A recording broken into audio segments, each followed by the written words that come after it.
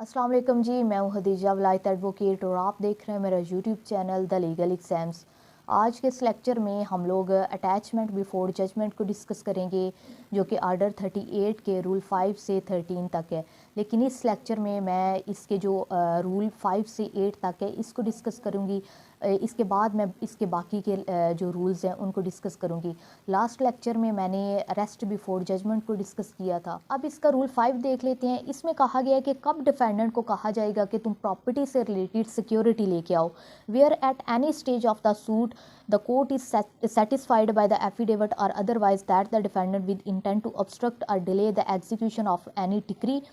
इसमें कहा गया है कि एक सूट जब चल रहा है और किसी भी स्टेज पे अगर प्लेंटिफ आके एप्लीकेशन फाइल करता है और साथ अपना एफिडेविट लगाता है और कोर्ट को कहता है कि ये जो डिफेंडेंट है इसकी इंटेंशन है कि अगर इसके अगेंस्ट डिक्री पास हो जाती है तो उसकी एग्जीक्यूशन को डिले करने के लिए या ऑब्स्ट्रक्ट करने के लिए ये उस प्रॉपर्टी को डिस्पोज ऑफ करना चाहता है या फिर is about to remove the whole or any part of his property, या फिर अपनी प्रॉपर्टी को कोर्ट की जुरिस्डिक्शन से रिमूव करना चाहता है।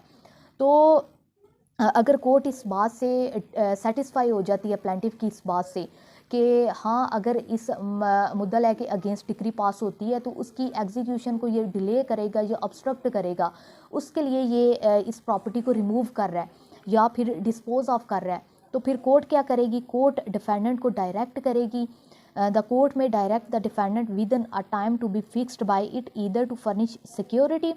तो कोर्ट जो है वो एक आर्डर पास करेगी और उस आर्डर में एक अमाउंट मेंशन करेगी और मुद्दल को डिफेंडेंट को डायरेक्ट करेगी कि इतनी अमाउंट की सिक्योरिटी फर्निश करो कि जब भी तुम्हें कोर्ट कहेगी, रिक्वायर करेगी, तो तुम इस प्रॉपर्टी को कोर्ट में पेश करोगे या फिर इस प्रॉपर्टी की वैल्यू की कोई चीज़ जो है वो कोर्ट में पेश करोगे और कोर्ट के डिस्पोजल पे फिर ये छोड़ दोगे। उसके बाद या फिर उसको कहेगी कि to appear and show cause why he should not furnish security, या फिर कोर्ट दो चीज़ें कहेगी, या कहेगी उसे कि तुम कोर्ट में आओ और इतनी अमाउंट की सिक्योरिटी कोर्ट में जमा करवाओ, या फिर उसको कहेगी कि तुम शो काज बताओ कि क्यों तुमसे सिक्योरिटी ना ली जाए। उसके बाद इसके क्लास 2 में कहा गया है the plaintiff shall unless the court otherwise directs specify property required to be attached and the estimated value thereof. इसमें कहा गया कि अगर कोर्ट जो है वो डायरेक्शन वगैरह नहीं देती तो फिर जो प्लेंटिफ है जो प्रॉपर्टी उसने डिफेंडेंट की अटैच करवानी है उस प्रॉपर्टी को वो स्पेसिफाई करेगा कि ये वाली प्रॉपर्टी डिफेंडेंट की अटैच की जाए और उस प्रॉपर्टी की एस्टिमेटेड वैल्यू भी बताएगा। उसके बाद इसके क्लास 3 में बताया गया कि द कोर्ट में also in the order direct the conditional attachment of the whole or any portion of the property so specified. इसमें कहा गया कि कोर्ट जो प्रॉपर्टी प्लेंटिफ ने स्पेसिफाई की है उस प्लेंटिफ की कंडीशनल अटैचमेंट का आर्डर भी कोर्ट पास कर सकती है, पूरी की पूरी का भी या फिर उसके किसी पार्ट का भी। उसके बाद इसके रूल 6 में बताया गया है attachment where cause not shown or security not furnished where the defendant fails to show cause why he should not furnish security। जब उसको कोर्ट कहेगी कि तुम कोर्ट में आओ और आके पेश हो के ये बताओ कि क्यों तुमसे सिक्योरिटी ना ली जाए, तो वो अगर आके कोर्ट को नहीं बताता या फिर or fails to furnish the security required, या फिर जो कोर्ट ने सिक्योरिटी उससे मांगी है अगर वो सिक्योरिटी वो कोर्ट में नहीं जमा करवाता with in the time fixed, जो भी कोर्ट ने टाइम फिक्स किया हुआ है, द कोर्ट में order that the property specified or such portion thereof as appears sufficient to satisfy any decree which may be passed in the suit be attached। तो court फिर order पास कर सकती है कि जो प्लेंटिफ ने स्पेसिफाई की है इसकी प्रॉपर्टी उसको अटैच किया जाए या फिर उसके किसी पोर्शन को अटैच किया जाए जिससे डिक्री अगर इसके अगेंस्ट पास होती है तो वो सेटिस्फाई हो सके। उसके बाद इसके रूल 6 के क्लास 2 में कहा गया है कि where the defendant shows such cause और फर्निश द रिक्वायर्ड सिक्योरिटी, अगर वो वजह बता देता है कि उससे क्यों सिक्योरिटी ना ली जाए या फिर आके सिक्योरिटी जमा करवा देता है कोर्ट में, एंड द प्रॉपर्टी स्पेसिफाइड और any portion of it has been attached, और कोर्ट ने अगर उसकी प्रॉपर्टी को अटैच कर लिया हुआ है और बाद में आके वो सिक्योरिटी जमा करवाता है या फिर वो कोर्ट को बताता है कि क्यों उससे सिक्योरिटी ना ली जाए, तो फिर कोर्ट क्या करेगी, the court shall order the attachment to be withdrawn or make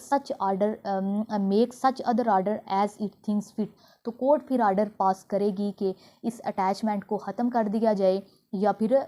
वो आर्डर पास करेगी जो कोर्ट ज़रूरी समझती है। इसके रूल 7 में कहा गया है मोड ऑफ मेकिंग अटैचमेंट, कि जो डिफेंडेंट की property before the judgment attach की जा रही है वो किस तरह अटैच की जाएगी, कौन सा मोड अडॉप्ट किया जाएगा। तो इसमें कहा गया save as otherwise expressly provided the attachment shall be made in the manner provided for the attachment of the property in execution of a decree. तो इसमें कहा गया है कि अगर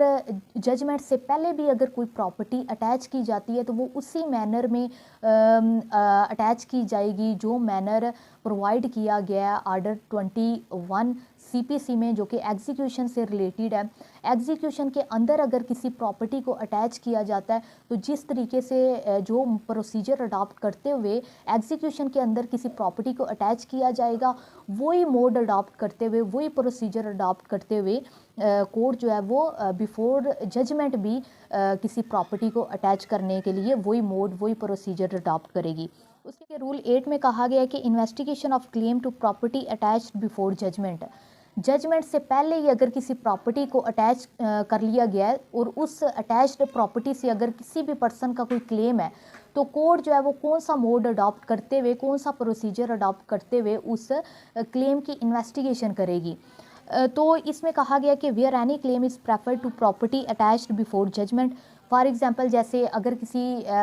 डिफेंडेंट की कोई प्रॉपर्टी जो है वो जजमेंट से पहले ही अटैच कर ली गई है, लेकिन कोई और पर्सन आके कहता है कि इस प्रॉपर्टी में मैं भी हिस्सेदार हूँ, मेरी भी प्रॉपर्टी कोर्ट ने अटैच कर ली है, तो अब जो बाद में पर्सन आया उसका क्लेम कैसे कोर्ट जो है वो इन्वेस्टिगेट करेगी, कौन सा प्रोसीजर अडॉप्ट करते हुए उसका क्लेम इन्वेस्टिगेट करेगी, ताकि कोर्ट को पता चल सके कि क्या ये पर्सन जो बाद में आया वो सही कह रहा है, इसका जो इस प्रॉपर्टी से रिलेटेड क्लेम है क्या वो सही है। तो इसमें कहा गया है कि such claim shall be investigated in the manner hereinbefore provided for the investigation of the claims to property attached in execution of a decree for the payment of money। तो इसमें कहा गया है कि जो procedure court adopt करेगी payment of money की decree की एग्जीक्यूशन में, अगर कोई प्रॉपर्टी अटैच हो जाती है और उस प्रॉपर्टी में अगर किसी पर्सन का कोई क्लेम होता है तो जिस तरह उस सूट में, उस एग्जीक्यूशन ऑफ डिक्री में कोर्ट उस प्रॉपर्टी के क्लेम को इन्वेस्टिगेट करेगी, वही मोड अडॉप्ट करते हुए, वही प्रोसीजर अडॉप्ट करते हुए यहाँ पे भी कोर्ट जो है वो इस प्रॉपर्टी से रिलेटेड अगर कोई किसी पर्सन का क्लेम आता है तो उसको भी इन्वेस्टिगेट करेगी। Thank you so much. I hope आप लोगों को ये लेक्चर पसंद